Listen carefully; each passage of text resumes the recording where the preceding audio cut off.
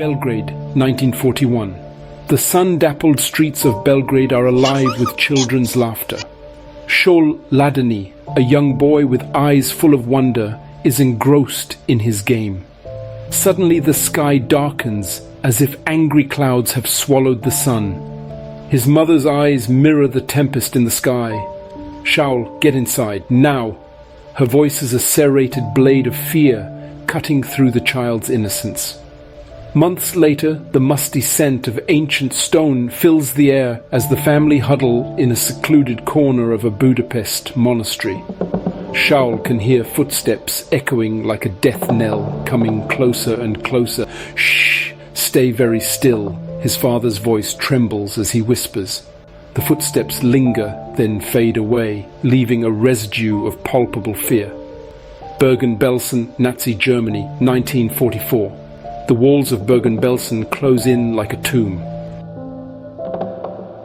The air is putrid, thick with despair. Shaul watches as faces turn into hollow masks.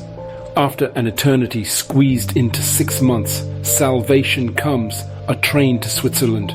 Look, Shaul, mountains, we're almost there, his mother manages to say, her eyes brimming but not breaking.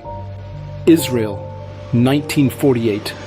Touching down in Israel feels like a second birth. It's as if the very air is imbued with the essence of freedom.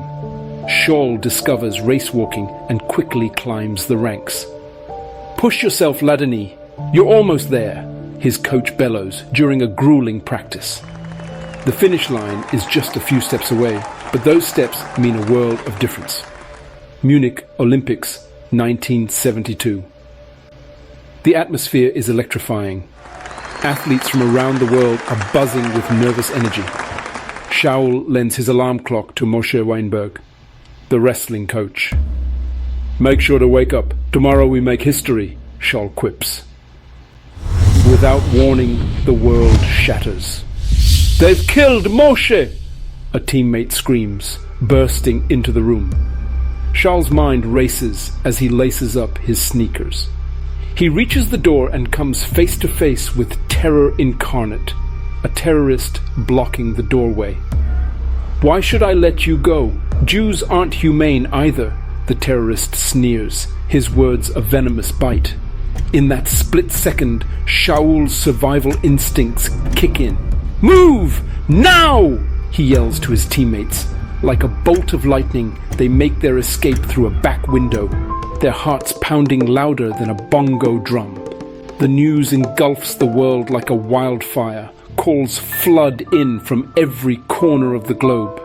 The Jewish community, united in their grief, reaches out. It's a nightmare that's come true, Shaul says to a reporter, his voice barely above a whisper but echoing the sentiments of an entire people.